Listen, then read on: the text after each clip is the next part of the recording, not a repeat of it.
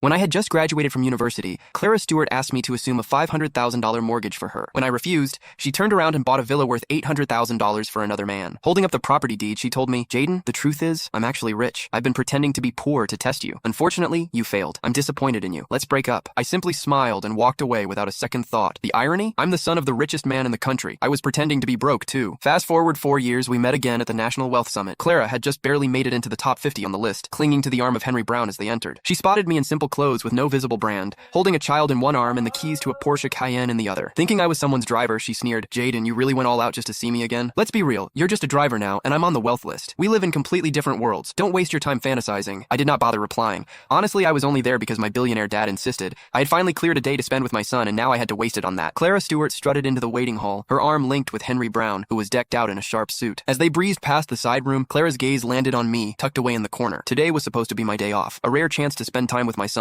However, my father, Jim Lawrence, had roped me into attending the Wealth Summit. With my wife out of town, I had no choice but to bring my kid along, planning to duck out after a brief appearance once the meeting kicked off. I was dressed down in comfy clothes, jingling the Cayenne keys to keep my son entertained. To Clara, I must have looked like a hot mess, playing chauffeur and babysitter all at once. She made a beeline for me, her voice dripping with scorn as she said, "Jaden, look at you, running errands for others. You're nothing without me. What a shame that you couldn't pass my test. You could have been the one by my side." She squeezed Henry's hand as she went on. "However, hey, I should thank you. You made it possible for me to find someone who really loves me." Henry flashed her a soft, reassuring smile. "Jaden's probably kicking himself now. Poor guy can't spot a good thing when he sees it. He got what he deserved, though. No surprise he's ended up this way." He turned to a staff member walking by. "We've got VIPs here today. How can you let just anyone in? What if there's trouble? Are you ready to handle that? Go on. Get this driver out of here." Little did they know my simple outfit was tailor-made by top-notch designers. I had been so swamped taking over my father's company over the last couple of years that I had not been around much. They had not seen me, and based on their shallow take on my looks, they fell for Henry's story hook, line, and sinker. The staff's voice was icy as they said, "Sorry, sir. This area is for authorized personnel only." I stood my ground, my voice steady, saying, "I'm here for the summit too. I have every right to be here." They paused, probably recalling those quiet types who turn out to be somebody important, and decided not to mess with me. Clara, on the other hand, burst into laughter like she had heard the funniest joke ever. "Ha! You? A college kid scraping by on scholarships is on the wealthy list? That's a good one. And you claim you're here for the summit? Is your name even on the list?" My name was not there, of course. The Lawrence family had put my father's name down. It would not switch to mine until his retirement this year. Clara saw my hesitation and turned to the staff, smirking. "This guy? He could have been my husband if he'd passed my little test back in the day. Poor people will always be just that, obsessed with money, blind to the big picture,